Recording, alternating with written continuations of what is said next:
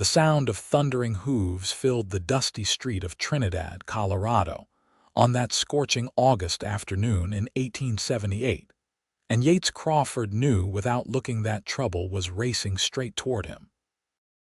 He dropped the saddle he'd been inspecting outside the livery stable and spun around just in time to see a magnificent chestnut mare barreling down the main thoroughfare, with a young woman clinging desperately to its mane, her emerald traveling dress whipping behind her like a banner of distress.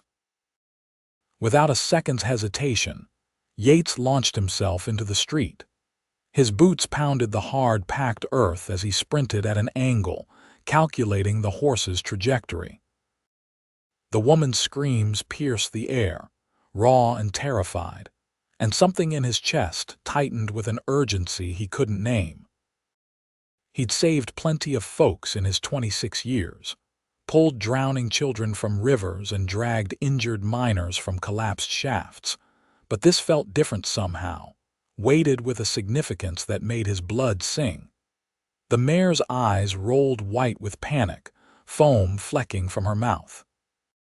Yates could see the saddle sliding dangerously to one side, the woman's grip weakening with each jarring stride. In 3 more seconds, she'd fall, and at this speed, the fall would likely kill her or leave her broken beyond repair. He pushed himself harder, his long legs eating up the distance, and then he was there, matching the horse's pace, reaching up with both hands. "Let go," he shouted over the chaos of hoofbeats and screaming. The woman's eyes found his, wide and brown as sweet molasses, and in that split second of connection, something shifted in the universe. He saw trust flash across her features despite her terror, and she released her death grip on the mare's mane. Yates caught her around the waist and pulled her against his chest, then deliberately fell backward, twisting his body to take the brunt of their impact on the dusty street while cradling her protectively. They hit the ground hard enough to knock the wind from his lungs. He held her tight, rolling them both away from the still charging mare. Dust billowed around them, and for a moment, the world was just the two of them tangled together, her heart hammering against his ribs, his arms steel bands around her trembling form. When the dust settled, and Yates could breathe again, he became acutely aware of several things at once. The woman was soft where she pressed against him. Her hair had come loose from its pins and smelled like lavender and sunshine, and she was staring at him with an expression that made his stomach flip in a way that had nothing to do with the impact. "Are you hurt?" He managed, his voice rougher than he'd intended. She shook her head slowly, still catching her breath. "I don't think so. You saved my life. Just doing what anyone would do, madam." He helped her sit up carefully, checking her over for obvious injuries even as people began rushing toward them from every direction. Her dress was torn at the shoulder and coated in dust, but she seemed remarkably intact. "Not anyone," she said softly, and there was something in her voice that made him look at her more closely. She was beautiful, that much was obvious, but it was more than that. There was intelligence in those brown eyes, strength in the set of her jaw despite the fear still lingering in her expression. Most men would have stepped aside to save themselves.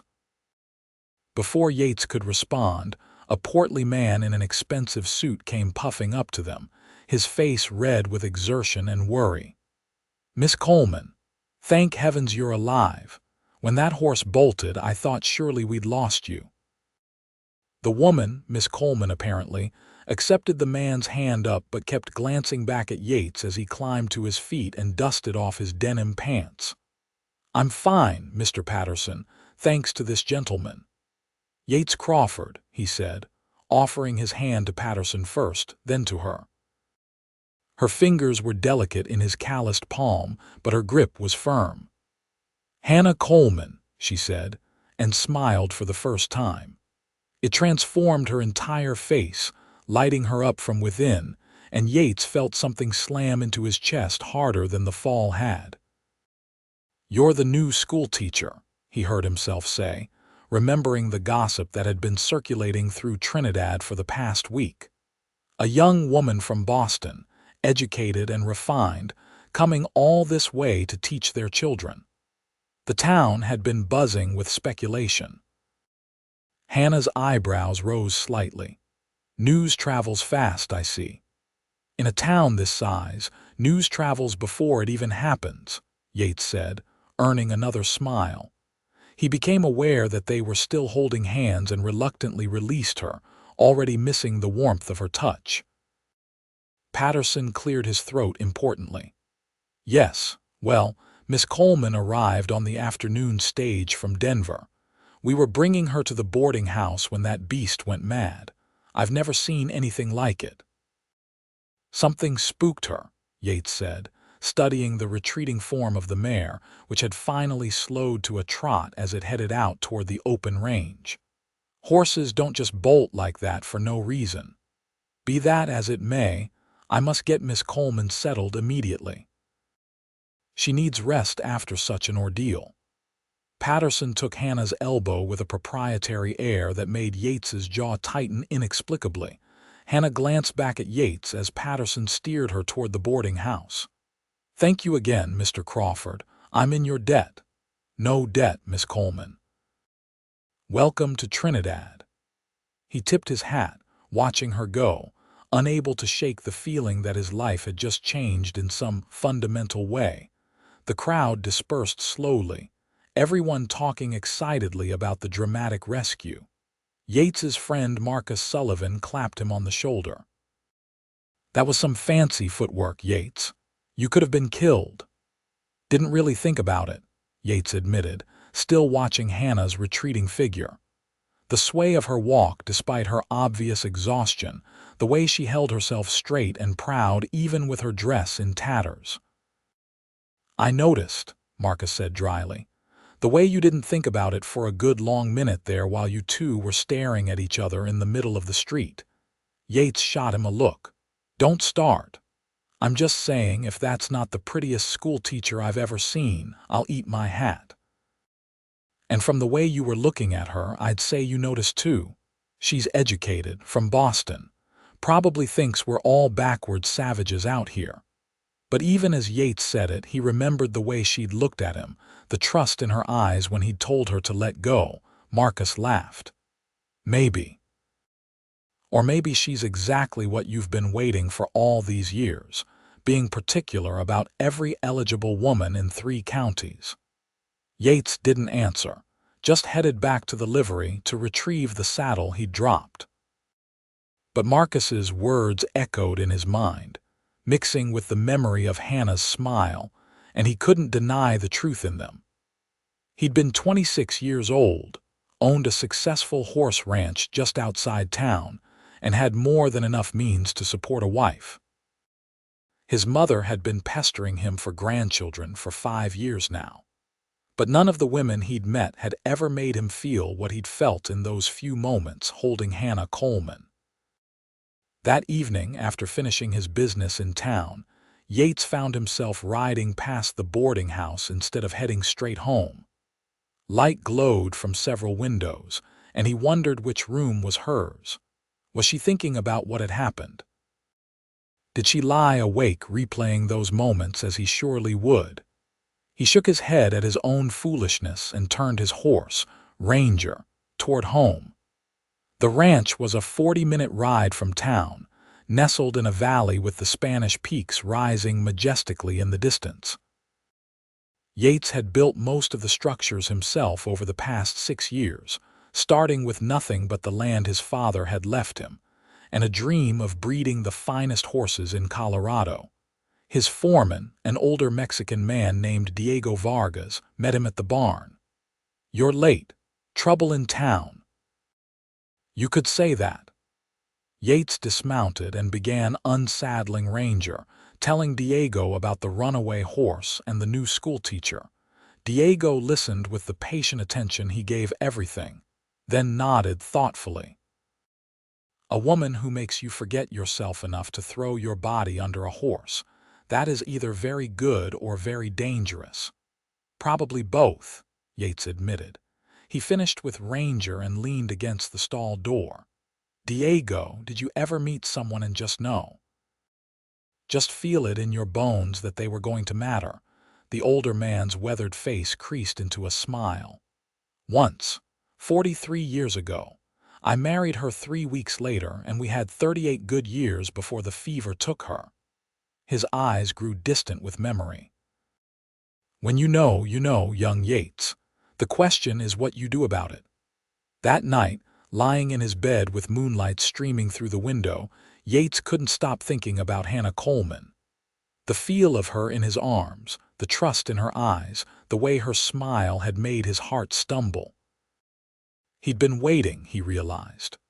All these years of turning down matches and disappointing his mother, he'd been waiting without knowing what for.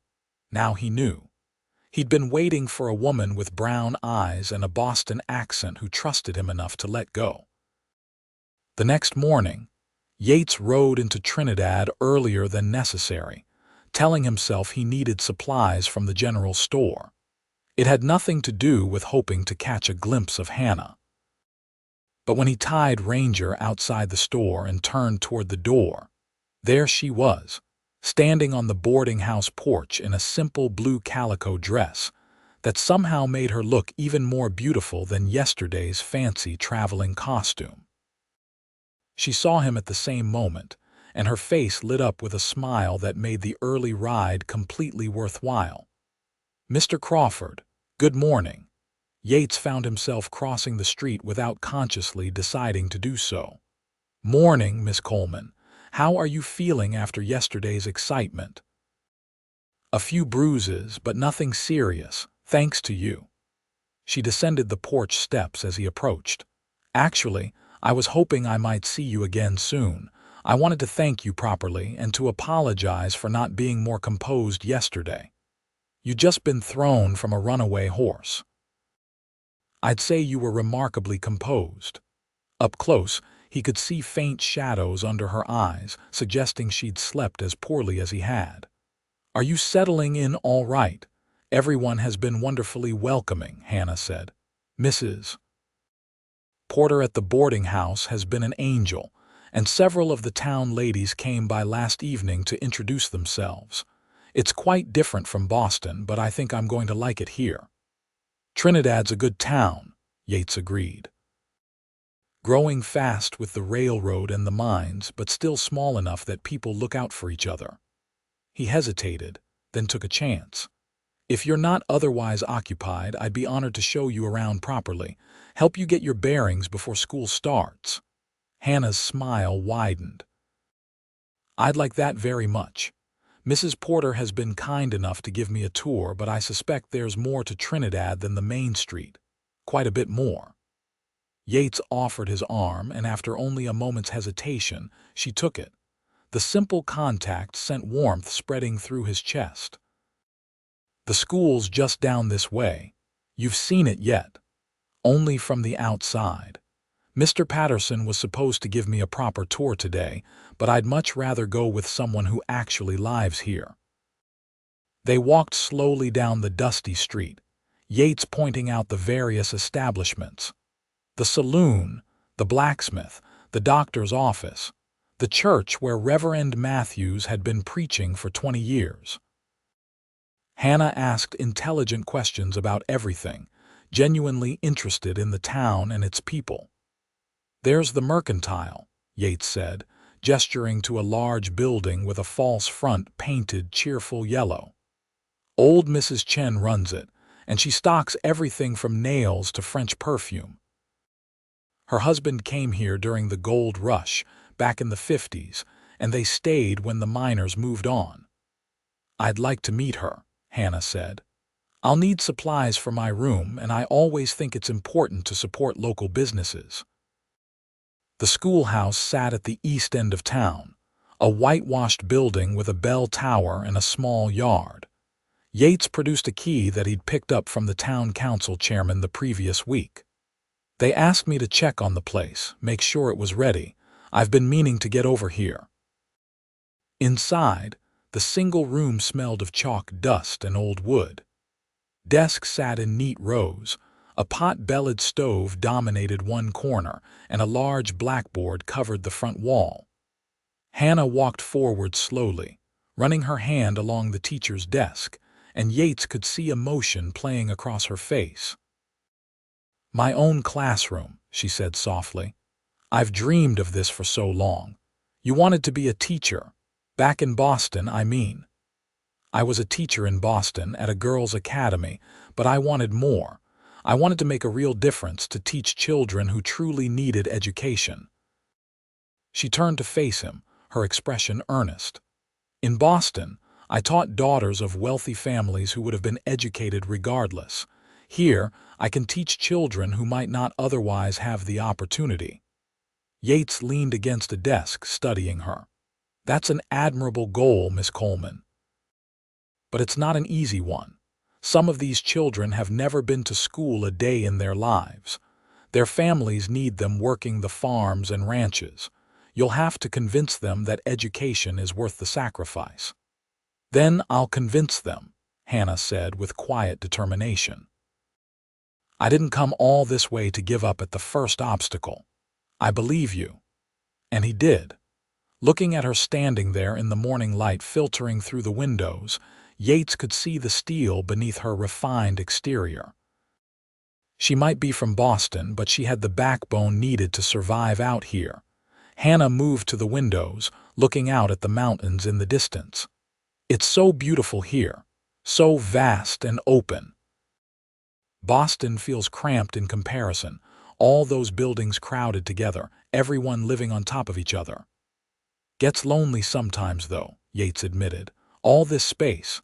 A person can feel pretty small under that big sky." She looked at him curiously. "Do you feel small, I mean?" "Sometimes. Usually I'm too busy to think about it much. The ranch keeps me occupied dawn to dusk most days." He pushed off from the desk and joined her at the window.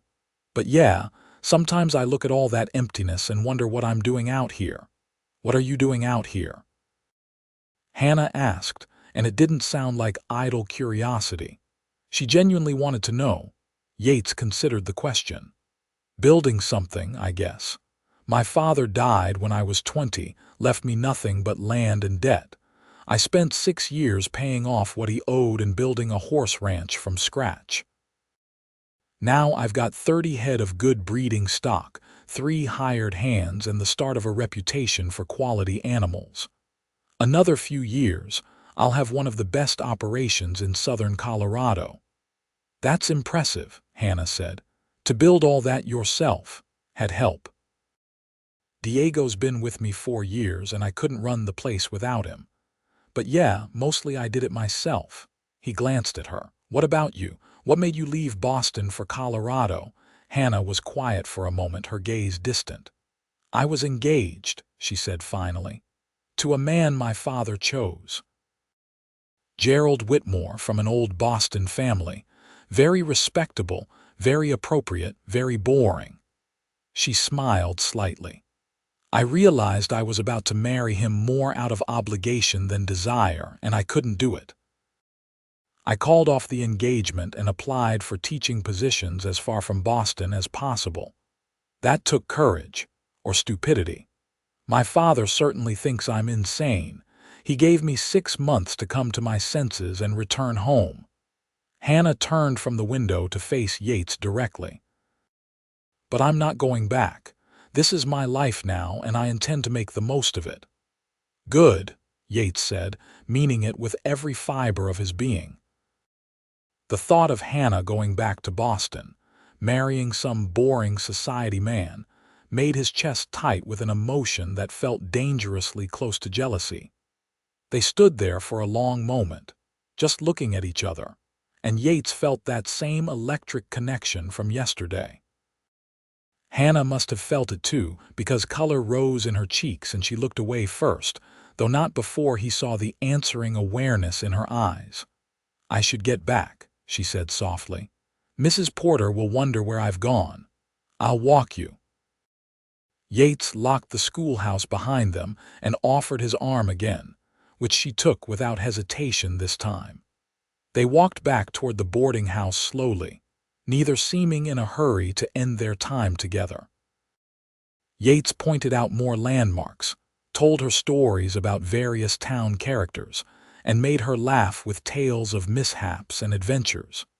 She in turn told him about Boston, about her family, about the books she loved and the dreams she harbored. By the time they reached the boarding house, Yates knew with absolute certainty what Diego had told him was true. When you know, and he knew. "Miss Coleman," he said as they paused at the bottom of the porch steps, "I'd very much like to call on you properly, if that would be acceptable." Hannah's smile was radiant. "I'd like that too, Mr. Crawford." "Yates," he said. "Please call me Yates. Only if you call me Hannah." Hannah. Her name felt right in his mouth, felt like something he could say every day for the rest of his life and never tire of. "Would you have dinner with me tomorrow evening? I know a place just outside town, quiet and respectable, with the best steak in Colorado." "I'd be delighted," Hannah said.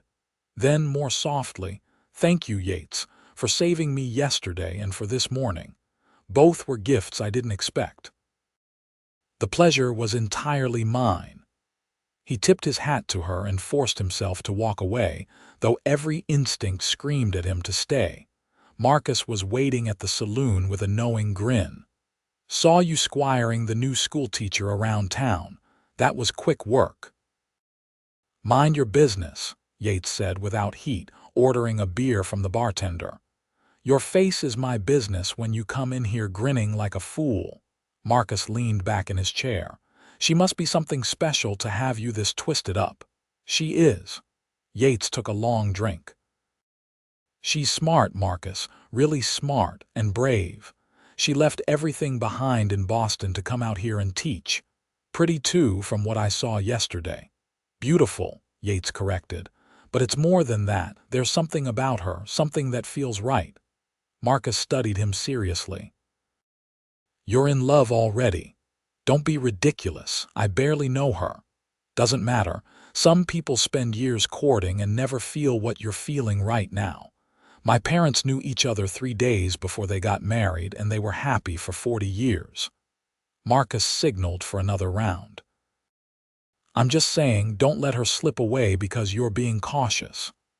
"I asked her to dinner tomorrow," Yates admitted. "Good. That's real good, Yates." Marcus raised his glass. "To the new schoolteacher and to you not being a bachelor forever." Yates couldn't help but smile as he clinked his glass against Marcus's.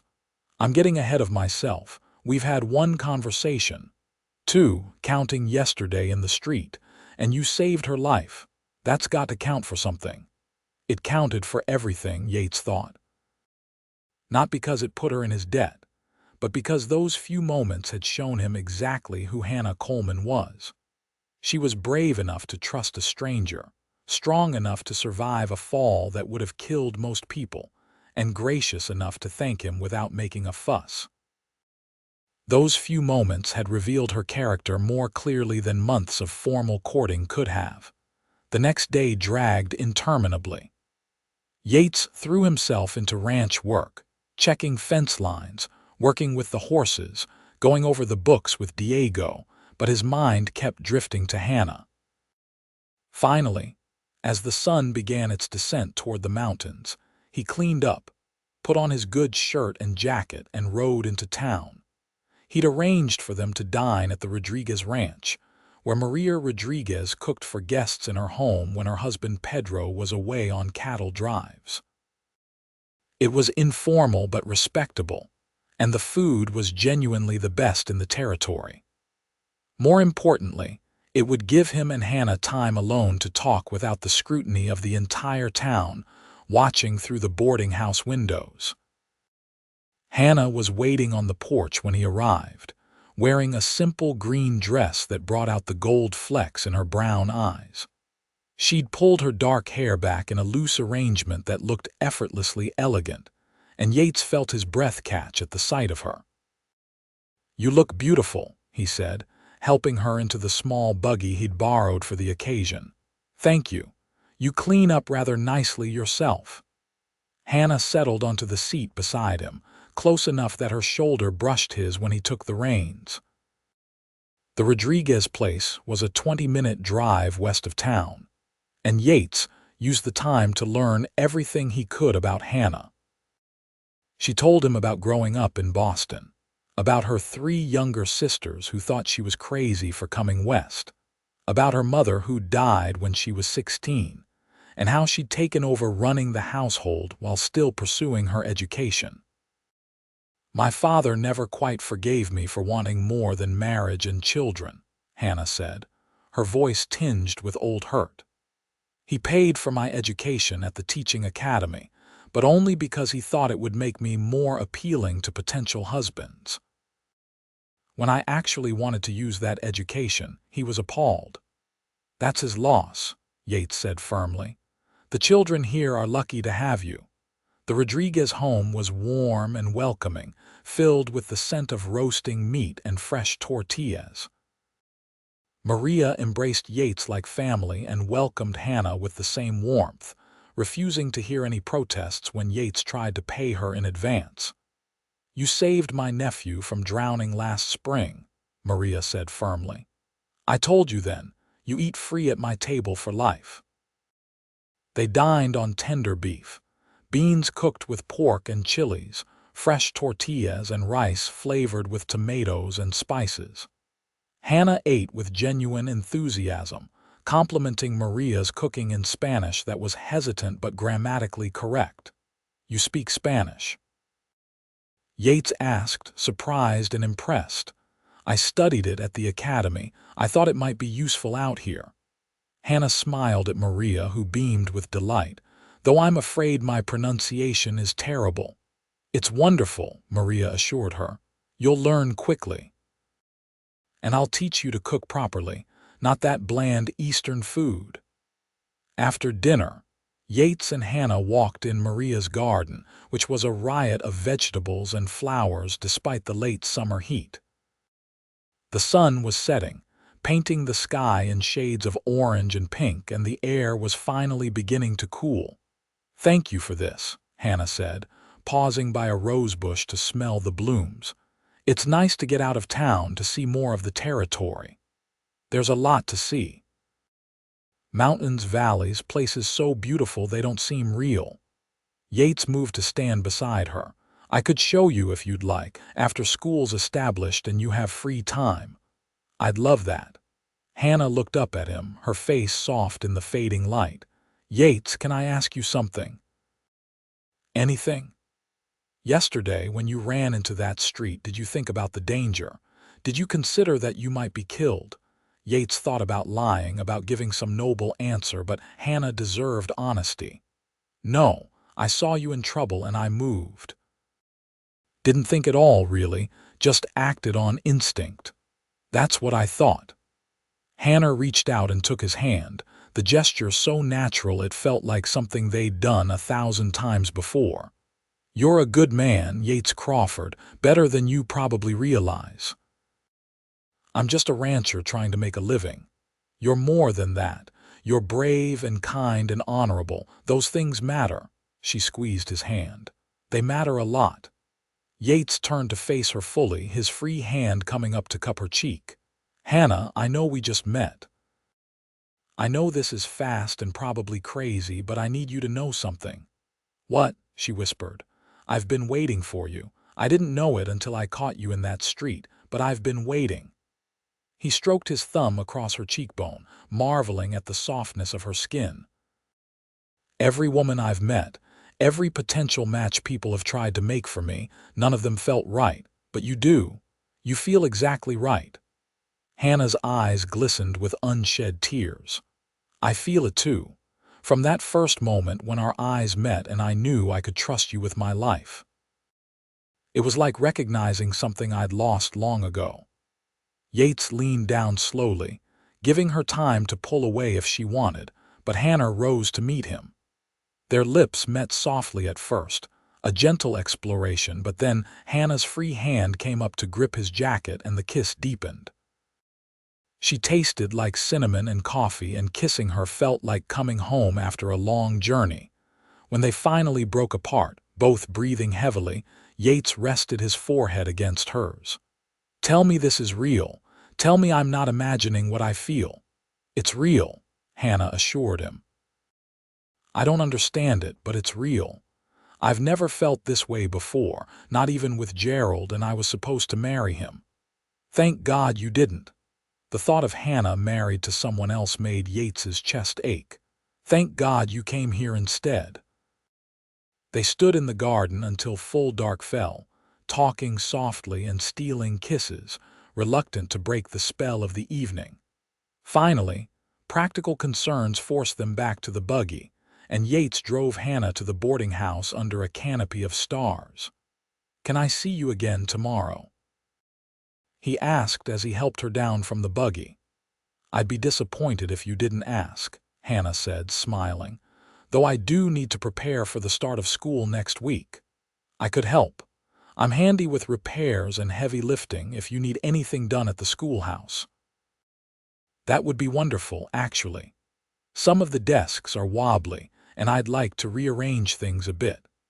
So the next afternoon, Yates rode into town with his tools and spent several hours working in the schoolhouse while Hannah organized her supplies and planned lessons. They worked in comfortable silence, occasionally broken by conversation, and it felt startlingly domestic, like a glimpse into a possible future. "You're good at that," Hannah observed, watching him repair a particularly stubborn desk leg. "My father was a carpenter before he tried ranching. He taught me young." Yates tested the repair, satisfied when it held firm. "This desk is older than I am, probably one of the originals when the town first built the school. I like that. I like the history." Hannah traced a carved initial in one of the desktop surfaces. "Every child who sat here has been part of something bigger than themselves, and you'll be part of their story now." Yates stood, brushing sawdust from his pants. "The teacher who came from Boston to change their lives." Hannah laughed. "You give me too much credit. I'm just going to teach them reading and arithmetic. You're going to teach them that there's a bigger world beyond Trinidad, that they can be more than what circumstance handed them." Yates moved closer to her. "That's not a small thing, Hannah."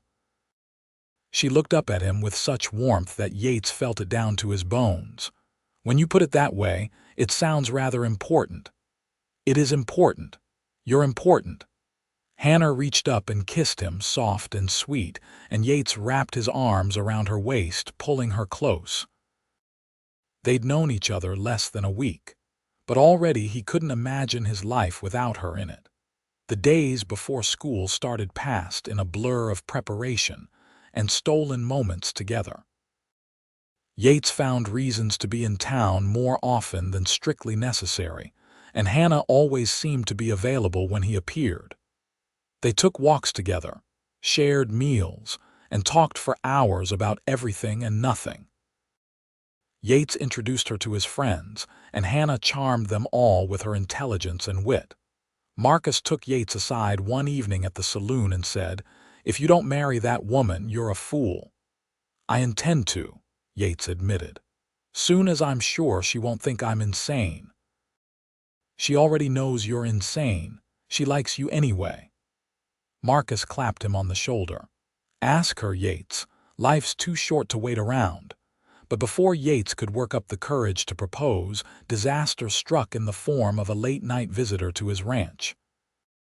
He was in the barn checking on a mare about to foal when Diego came rushing in, his face grim. "There's trouble in town. Fire at the boarding house." Yates didn't wait to hear more. He saddled Ranger in record time and rode hell-bent for Trinidad, his heart in his throat. Hannah was at that boarding house. If anything happened to her, the ride into town had never felt longer. When he finally reached the main street, smoke was still visible rising from the building, though the flames appeared to be out. A crowd had gathered, and Yates pushed through them frantically, searching for Hannah's face. He found her sitting on the steps of the general store, wrapped in a blanket, her face streaked with soot. Relief hit him so hard he nearly staggered. Hannah. He was at her side in seconds, pulling her into his arms despite the audience. "Thank God. Are you hurt?" "I'm fine," she said, but her voice shook. "Yates, I'm fine. The fire started in the kitchen, but Mrs. Porter got everyone out safely. You could have died." He pulled back to look at her, his hands framing her face, checking for injuries. "Hannah, you could have died." "But I didn't." She covered his hands with hers. "I'm right here. I'm safe." Mrs. Porter approached, looking exhausted and distressed. "The damage isn't as bad as it could have been, thank heavens, but the rooms aren't livable. I'm trying to find places for everyone to stay while repairs are made." "Hannah stays with me," Yates said immediately, then realized how that sounded.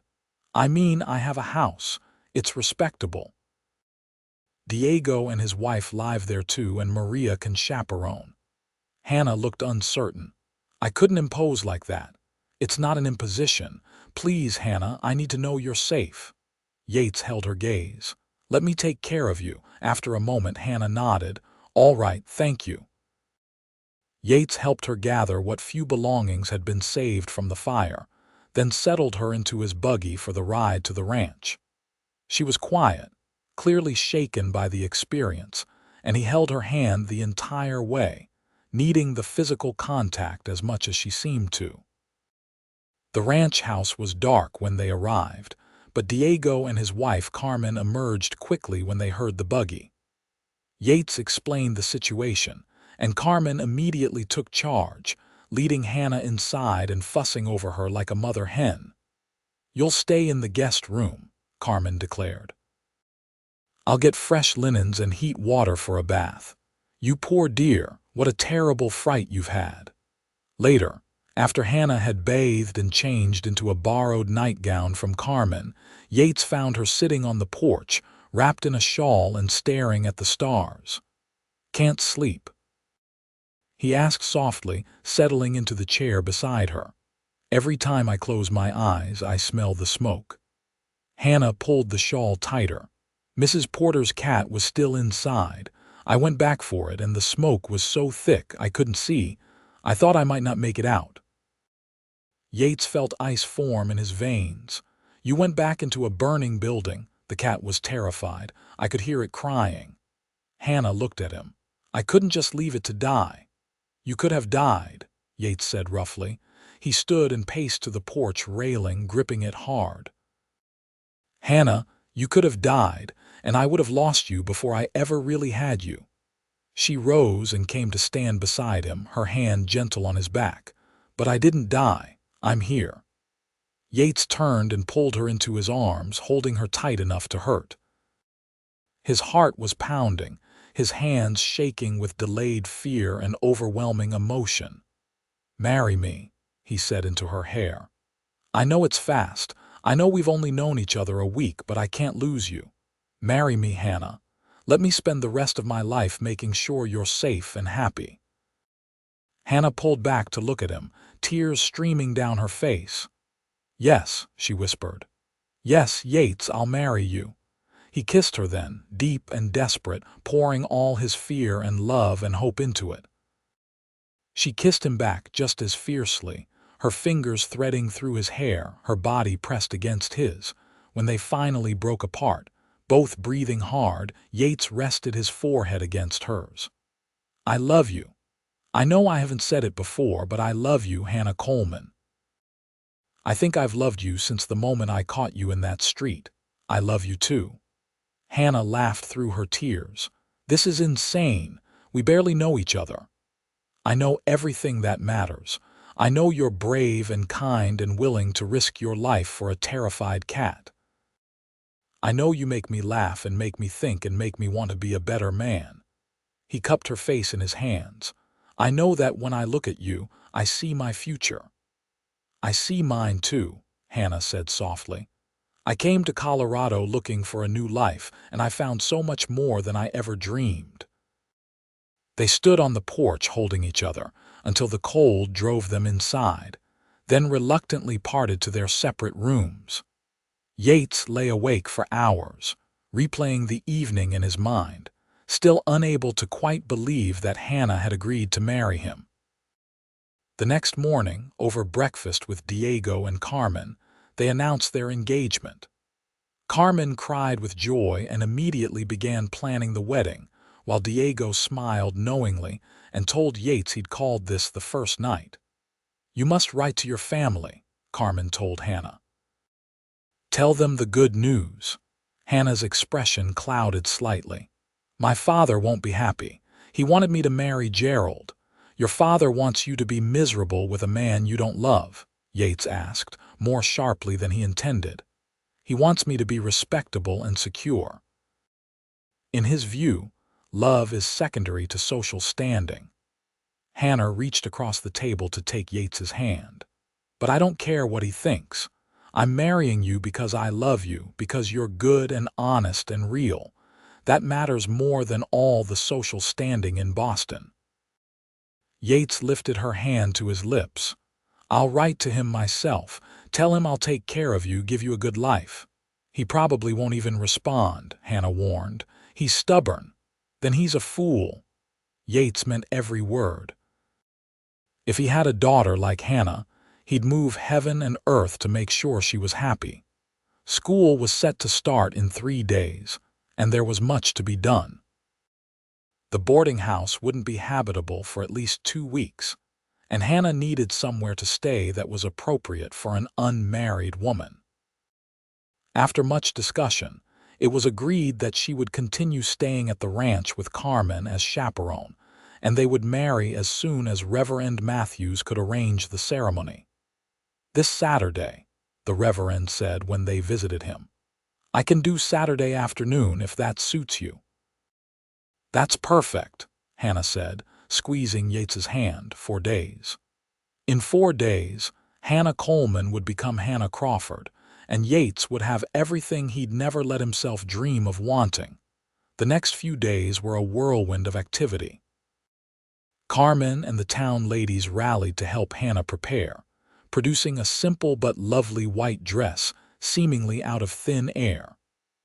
Marcus organized a group of men to help Yates add another room onto the ranch house, working around the clock to have it finished before the wedding. "A married couple needs privacy," Marcus said, hammering in the last nail on the new bedroom late Friday night.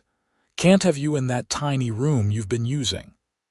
"I could have built this myself after the wedding," Yates protested, though he was grateful for the help. "Could have, but why wait? Besides, this way Hannah will know the whole town is happy to have her here." Marcus stepped back to admire their work. "There. Now you've got a proper bedroom with enough space for a real bed and a wardrobe and all those things women seem to need." The wedding day dawned clear and beautiful, the late August sun warming the air without the brutal heat of midsummer. Yates dressed in his best suit, his hands shaking slightly as he fumbled with the tie. Diego had to help him get it straight. "Nervous?" the older man asked, amused. "Terrified," Yates admitted. "What if I mess this up? What if I'm not what she needs?" "You are exactly what she needs as she is what you need. The fear is natural, but don't let it make you doubt." Diego clapped him on the shoulder. "Now come. It's time to go claim your bride." The church was packed with townspeople when Yates arrived. It seemed everyone in Trinidad had turned out to witness the wedding of the cowboy who'd saved the schoolteacher and won her heart in a week. Reverend Matthews stood at the front, his Bible open, smiling warmly. Marcus stood beside Yates as best man, and Carmen had agreed to stand with Hannah. The church doors opened, and Hannah appeared on Mrs. Porter's arm, since her own father was thousands of miles away and unwilling to make the journey. Yates forgot to breathe. Hannah was radiant in white, her dark hair adorned with flowers, her eyes locked on his as she walked down the aisle. She was smiling, that beautiful smile that made his heart stutter, and in that moment, Yates knew with absolute certainty that he was the luckiest man alive. When she reached him, he took her hand, and Reverend Matthews began the ceremony. Yates barely heard the words, too focused on Hannah's face, on the feel of her hand in his, on the reality that in a few minutes she would be his wife. "Do you, Yates Crawford, take this woman to be your lawfully wedded wife, to have and to hold from this day forward, for better or worse, for richer or poorer, in sickness and in health, as long as you both shall live?" "I do," Yates said firmly, his voice carrying through the church. "And do you, Hannah Coleman, take this man to be your lawfully wedded husband, to have and to hold from this day forward, for better or worse, for richer or poorer, in sickness and in health, as long as you both shall live?" "I do." Hannah's voice was clear and certain, no hesitation or doubt. "Then by the power vested in me, I pronounce you husband and wife. Yates, you may kiss your bride." Yates pulled Hannah close and kissed her thoroughly, not caring that half the town was watching. She was his wife now, his partner, his love, and he wanted everyone to know it. The church erupted in applause and cheers as they finally broke apart, both grinning. They walked back down the aisle together as the church bells rang, and Yates had never felt happier in his life. Outside, well-wishers threw rice and offered congratulations. Maria Rodriguez announced that she'd prepared a feast at her home for everyone to celebrate, and the whole wedding party relocated there for the reception. There was music and dancing, food and laughter, toasts and stories. Yates danced with his new wife, holding her close and marveling at how perfectly she fit in his arms. Hannah laughed and talked with the townspeople, charming them all just as she'd charmed him. As the sun began to set, Yates and Hannah finally made their escape, riding back to the ranch in the buggy decorated with flowers and trailing tin cans. They were both exhausted but exhilarated, unable to stop touching each other, still amazed that they were actually married. "Mrs. Crawford," Yates said, testing out her new name. "How does it sound?" "Perfect," Hannah said, leaning against his shoulder. "Everything about this is perfect." Diego and Carmen had discreetly made themselves scarce when Yates and Hannah arrived at the ranch, leaving the newlyweds alone in the house. Yates carried Hannah over the threshold of their new bedroom, laying her gently on the bed, covered in a beautiful quilt that Carmen had made as a wedding gift. "I love you," he said, brushing a strand of hair from her face. "Hannah Crawford, I love you more than I thought it was possible to love anyone." "Show me," Hannah whispered, pulling him down to her. And Yates did, spending the entire night showing his wife exactly how much he loved her, learning her body as he'd learned her heart, fast and thoroughly, and with complete devotion. The next morning, they woke tangled together in the dawn light, and Yates felt a peace he'd never known before. Hannah stirred in his arms, stretching like a contented cat, then smiled up at him. "Good morning, husband. Good morning, wife." Yates kissed her forehead, her nose, her lips. "Sleep well, eventually." Hannah laughed, color rising in her cheeks. "You're very distracting, Mr. Crawford." "You're one to talk, Mrs. Crawford." He pulled her closer, savoring the feel of her skin against his. "What do you say we spend the whole day right here? As wonderful as that sounds, I have to open the school tomorrow. I need to make sure everything's ready." But Hannah made no move to leave the bed, instead snuggling deeper into his embrace. They did eventually get up, though much later than either had intended. Over breakfast, they made plans for the future. Hannah would continue teaching, at least for the time being, though they both wanted children eventually. Yates would build his ranch into the finest horse operation in Colorado. Together, they would build a life in Trinidad, become part of the community, grow old together under the big Colorado sky. School started on Monday, and Yates rode into town with Hannah, unwilling to let her go even for a day. He helped her unlock the schoolhouse and start a fire in the stove against the morning chill, then kissed her goodbye reluctantly. "I'll be back this afternoon to ride home with you," he promised. "I'm perfectly capable of riding myself," Hannah pointed out, but she was smiling. "I know, I just want to." Yates kissed her again. "Indulge me, we've been married less than a week." Children began arriving, shy and curious, and Yates finally forced himself to leave. But he couldn't stop thinking about Hannah all day, imagining her with her students, picturing the life they would build together. True to his word, he was waiting outside the schoolhouse when classes ended. Hannah emerged looking tired but happy, her face lighting up when she saw him. She introduced him to several lingering parents, and Yates could see the respect in their eyes. His wife was already making an impression. The weeks passed in a blur of happiness. Hannah threw herself into teaching, and Yates focused on the ranch, but they always made time for each other. Evenings were spent talking and laughing, planning their future, simply enjoying being together. On weekends, Yates took Hannah exploring, showing her the beauty of Colorado, the mountains and valleys and hidden places that took her breath away. "I never imagined it could be like this," Hannah said one Sunday afternoon as they picnicked beside a crystal-clear stream in the mountains. "So beautiful and peaceful." "Neither did I," Yates admitted. "I thought I'd be alone my whole life, or at least married to someone practical who tolerated me. I never dreamed I'd find someone I actually loved." "Me neither." Hannah moved closer to him, resting her head on his shoulder. "When I broke off my engagement and came west, I was looking for independence and purpose. Instead, I found love and a partner. It's funny how life works out." As autumn turned the aspens gold and the air grew crisp, Hannah's stomach began to trouble her in the mornings. Carmen noticed first, her experienced eyes knowing, and pulled Hannah aside one October morning. "You're with child, yes?" she asked gently. Hannah had suspected, but hearing it said aloud made it real. "I think so. We've only been married 2 months, but these things happen fast sometimes." Carmen hugged her. "Does Yates know?" "Not yet. I wanted to be sure before I told him." But that evening, when Hannah told Yates the news, his reaction was everything she could have hoped for.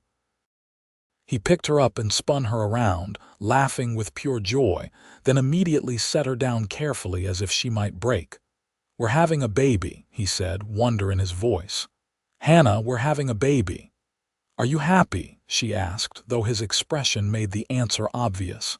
"Happy." "I'm ecstatic. Terrified, but ecstatic." Yates pulled her close, his hand spreading protectively over her still flat stomach. "When?" "I think late May, early June. I'm not entirely certain of my dates yet." They told Diego and Carmen that night, and the news spread through Trinidad like wildfire. The townspeople rallied around them, the women offering advice and hand-me-down baby clothes, the men congratulating Yates and teasing him about sleepless nights to come. Hannah continued teaching through the winter, though she grew increasingly tired as her pregnancy progressed. Yates worried constantly, but she refused to stop working. "The children need me," she insisted. "And I need them. I'll stop when it's necessary, but not before." In the end, she taught until March, when her expanding belly made it difficult to move around the classroom comfortably. The school board hired a temporary replacement, a young man fresh from Denver, and Hannah reluctantly handed over her students. "I'll be back after the baby's born," she told the children on her last day. "This isn't goodbye, just see you later." The spring was a restless time for both of them.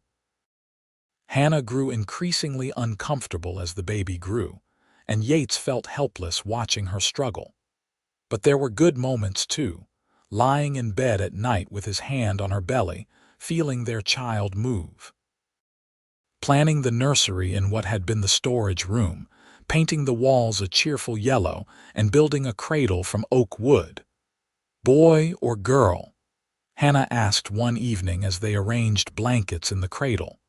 I don't care, as long as the baby's healthy and you survive the birth. Yates had heard too many stories of women dying in childbirth, and the fear haunted him. I'll survive, Hannah said confidently. I'm strong and Carmen knows what she's doing. Everything will be fine. In late May, as the mountain wildflowers burst into bloom, Hannah went into labor. Yates paced the porch while Carmen and Maria Rodriguez attended her, feeling more terrified than he'd ever felt facing down wild horses or violent men. Her cries of pain tore at him, made him want to burst through the door and demand they make it stop, but Diego held him back.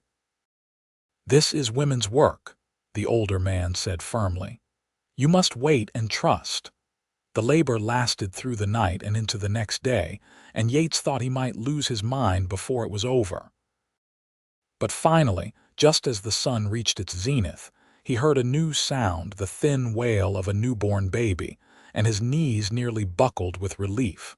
Carmen emerged a few minutes later, beaming. You have a son, Yates, a beautiful, healthy son, and Hannah is tired but well. Yates didn't wait to hear more, pushing past her into the bedroom. Hannah lay propped against pillows, exhausted and sweaty but smiling, holding a small bundle wrapped in soft blankets. She looked up as he entered, and her smile widened. Come meet your son, she said softly. Yates approached slowly, almost reverently, and looked down at the tiny face peeking from the blankets. His son. His and Hannah's son. The baby had dark hair like both of them, and when his eyes opened briefly, they were the same brown as Hannah's.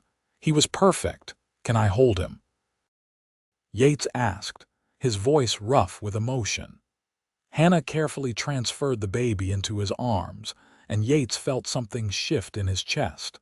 A fierce, protective love that made everything he'd felt before seem pale in comparison. This was his child, his son, created from his love for Hannah, and he would move heaven and earth to keep him safe and happy. What should we name him? Hannah asked, watching them with soft eyes. They'd discussed names but never settled on anything definite. Now, looking at his son's tiny face, Yates knew exactly what felt right. Thomas, after my father.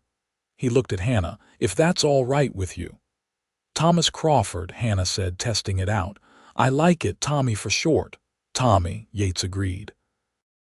He sat carefully on the edge of the bed, one arm around Hannah, the other cradling Tommy. Our son. They sat like that for a long time, the three of them together, a family. The fear and pain of the labor faded, replaced by joy and wonder and overwhelming love. Yates had thought he understood happiness when he married Hannah, but this was something more, something deeper and more profound. The next months were a blur of sleepless nights and endless wonder. Tommy was a good baby overall, healthy and growing quickly, and watching Hannah with him made Yates fall even more in love with his wife. She was a natural mother, patient and loving, able to soothe Tommy's cries with a gentleness that amazed him.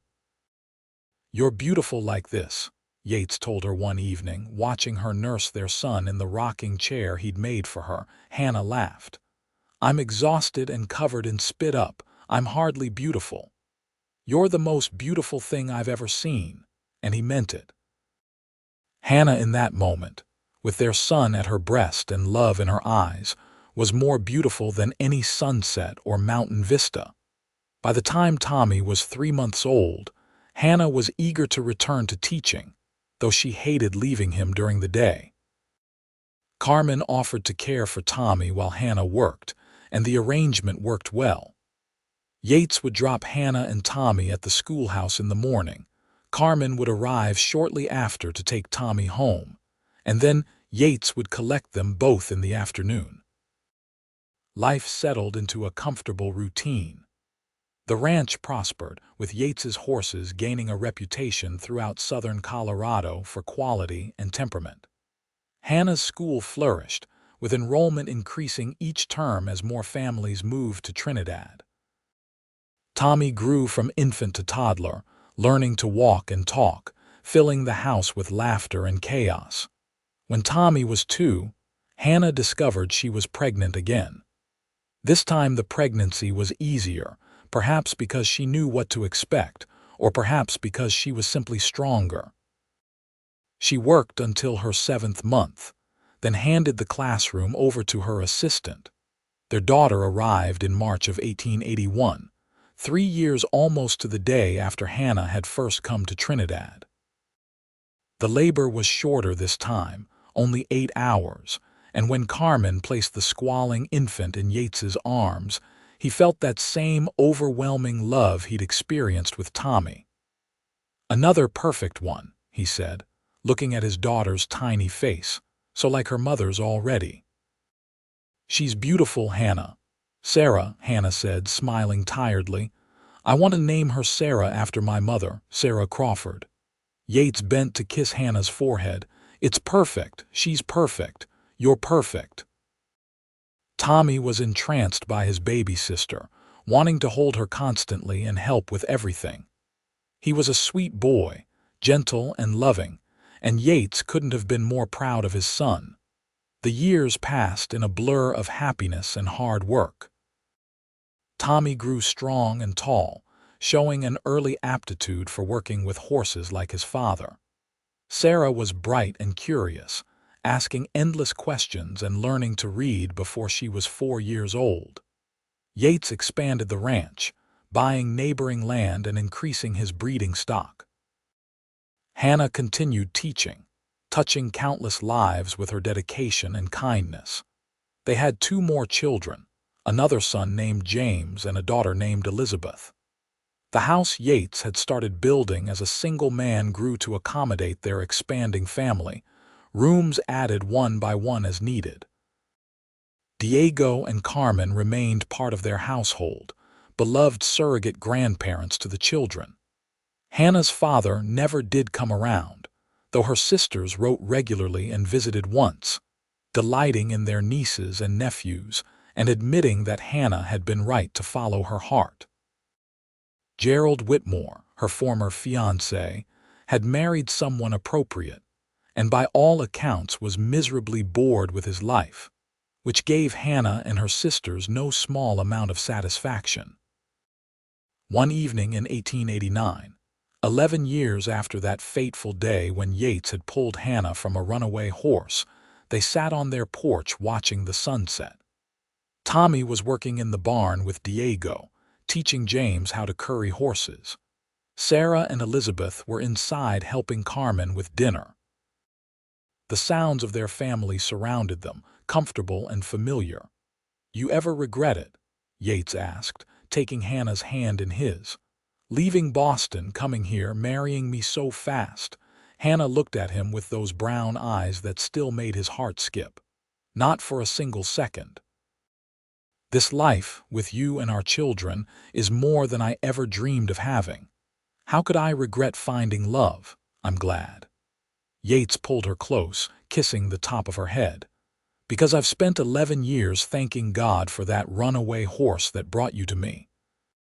"Funny how life works out," Hannah mused. "If Mr. Patterson hadn't insisted on that particular horse, if it hadn't bolted at exactly that moment, if you hadn't been standing right there, we would have found each other somehow," Yates said with certainty.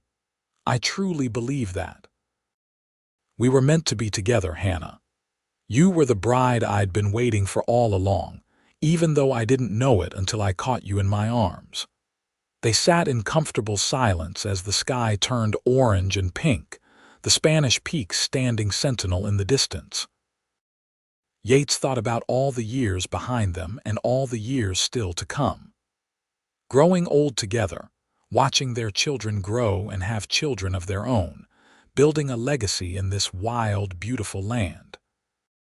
"I love you," he said, the same words he'd spoken thousands of times but which never lost their meaning. "Now and always, Hannah Crawford. You're my whole world." "And you're mine," Hannah replied, lifting her face for a kiss. "Now and always, Yates Crawford, you always will be." Inside, the children's laughter rang out, and Carmen called that dinner was ready. The business of life continued, as it always would, full of small joys and daily routines. But in that moment on the porch, Yates felt completely content, blessed beyond measure with a life he'd built with the woman he loved, the woman he'd saved and who had saved him right back. As they stood to go inside, Tommy emerged from the barn and waved to them, tall and strong at 13. Sarah appeared in the doorway, book in hand as always, 11 years old and already reading at an adult level. James and Elizabeth came running from the house, 7 and 5 respectively, demanding attention and hugs. This was everything Yates had ever wanted, even when he hadn't known he wanted it. A family, a home, a purpose beyond just surviving. Hannah had given him all of that and more. She'd given him love, deep and true and lasting, the kind of love that made everything else worthwhile. "Papa, tell us the story again," Elizabeth demanded as they all gathered around the dinner table. "About how you and Mama met." Yates looked at Hannah across the table and smiled. "Well, it was a hot August day and a beautiful woman was in trouble." The children leaned in eagerly, having heard the story dozens of times but never tiring of it. As Yates recounted that fateful afternoon, embellishing slightly for dramatic effect, he watched Hannah's face and saw the same love reflected there that he felt in his own heart. They'd built something extraordinary together, he and Hannah. Out of a moment of danger and a leap of faith, they'd created a life full of love and laughter and purpose. 4 beautiful children, a thriving ranch, a place in the community, and most importantly, a love that had only grown stronger with each passing year. After dinner, as they tucked the younger children into bed, Elizabeth asked sleepily, "Mama, were you scared when Papa caught you?" Hannah smoothed her daughter's hair back from her forehead. "For a moment. But then I looked into his eyes and I wasn't scared anymore. I knew he would keep me safe." "And he did," Elizabeth said, her eyes drifting closed. "He kept you safe forever and ever." "Yes, sweetheart, forever and ever." Later that night, after the house had quieted and the children were all asleep, Yates and Hannah lay in bed together, her head on his chest, his arms around her. Outside, the Colorado night was vast and starlit, full of possibility and promise. "You think they'll find love like this?" Hannah asked softly. "Our children, I hope so," Yates said. "I hope they find someone who makes them feel the way you make me feel, like coming home." "That's exactly what it is," Hannah agreed. "You're my home, Yates, not this house or this town, but you, wherever you are, that's where I belong." They drifted off to sleep wrapped in each other's arms, content and deeply happy. Outside, the world continued turning, full of change and challenge, but inside the Crawford home, all was peace and love. The years continued to unfold, each one bringing new adventures and challenges.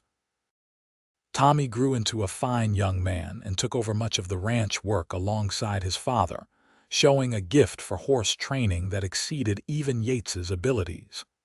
Sarah became a teacher like her mother, opening a small school in a neighboring town. James studied law and became an advocate for ranchers' rights, and Elizabeth married a doctor and moved to Denver. Through it all, Yates and Hannah remained the center of their family, the foundation upon which everything else was built.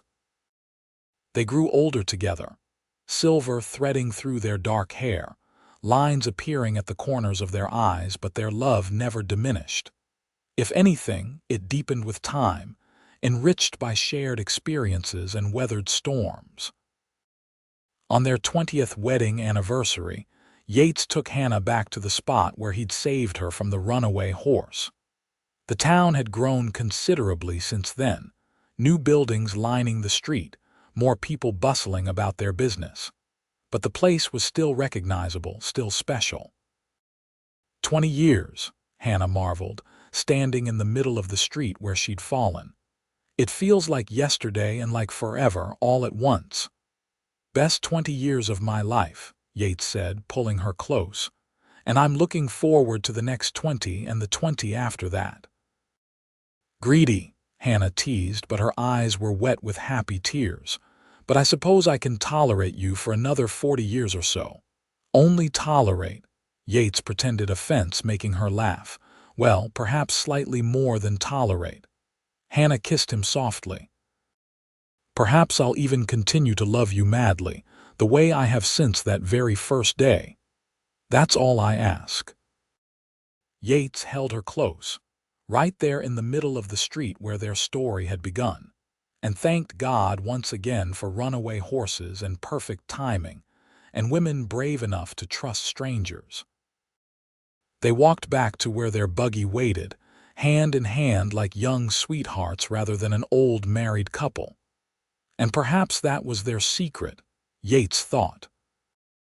They'd never stopped courting each other, never stopped trying to make each other smile, never stopped choosing love even when life got hard. That evening, surrounded by their children and grandchildren at an anniversary dinner that went late into the night, Yates stood to make a toast. He raised his glass and looked at Hannah, seeing not the woman with silver-streaked hair and laugh lines around her eyes, but the terrified young woman in the emerald dress, trusting him with her life. "To my wife," he said, his voice carrying through the room. 20 years ago, she fell into my arms, and she's been in my heart ever since. She gave me everything I never knew I needed. A home, a family, a purpose, and a love that makes every day worth living. Here's to 20 more years, and then 20 after that, and however many more God grants us.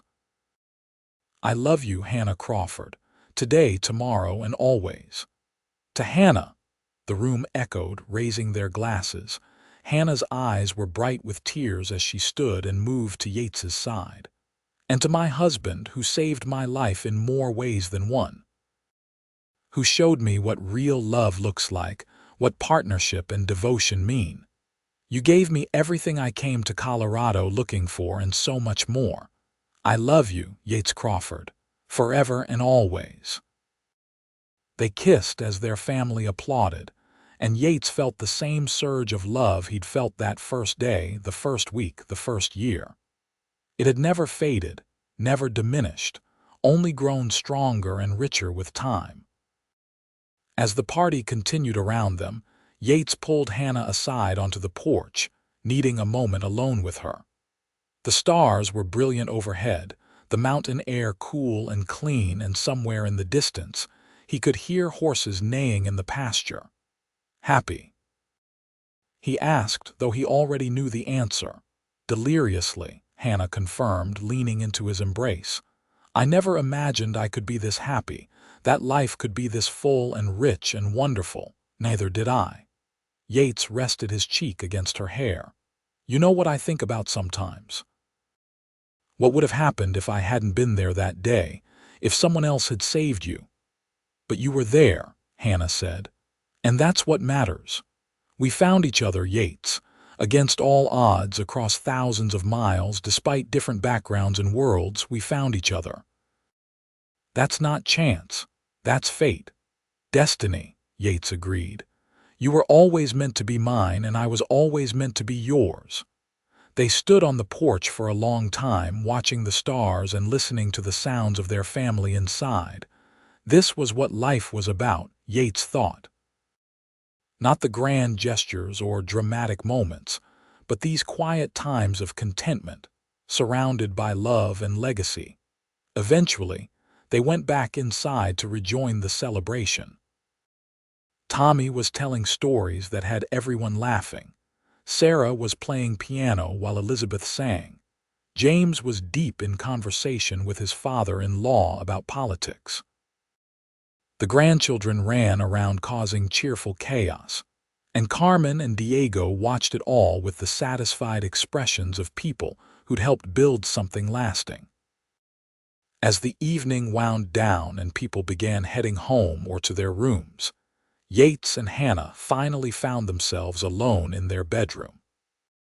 They got ready for bed with the comfortable familiarity of 20 years together, and when they climbed between the sheets, Hannah immediately curled into her usual spot against Yates's side. 20 years, she murmured sleepily. Best decision I ever made, trusting you that day. Best decision I ever made, asking you to let go. Yates kissed her forehead. Sleep now, love. We've got many more years ahead of us. Many more, Hannah agreed, already drifting off.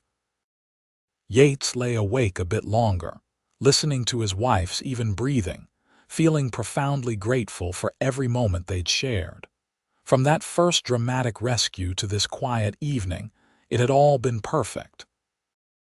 Not perfect in the sense of easy or without challenges, but perfect in the sense that they'd faced everything together, their love the constant that saw them through. He thought about the young man he'd been, standing outside the livery stable on that hot August day, unaware that his entire life was about to change.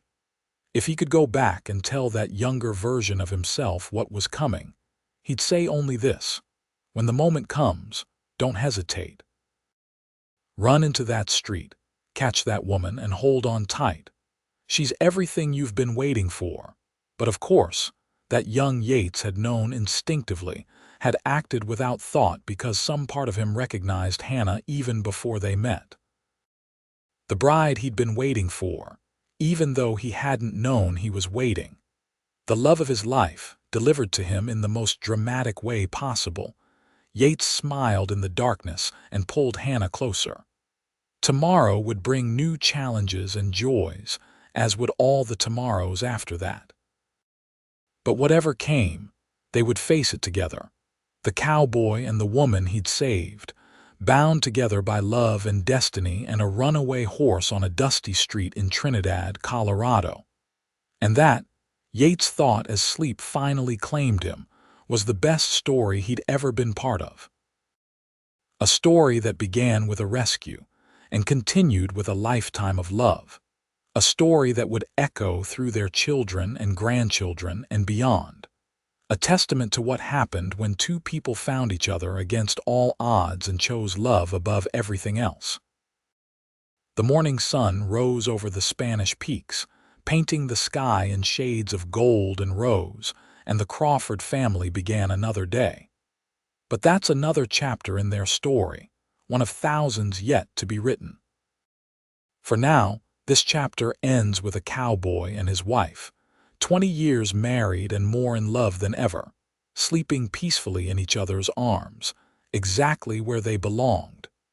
Hannah Coleman had come to Trinidad looking for a new life, and she'd found it in the arms of Yates Crawford. He'd saved her from a runaway horse, but she'd saved him right back, from a life of loneliness and missed opportunities. Together, they'd built something beautiful, something lasting, something that proved love at first sight wasn't just a fairy tale. It was real as the Colorado mountains, as lasting as the stars overhead, as true as the vows they'd spoken 20 years ago. And it would continue, through all the years remaining to them, an unbreakable bond forged in a moment of danger and strengthened by a lifetime of devotion.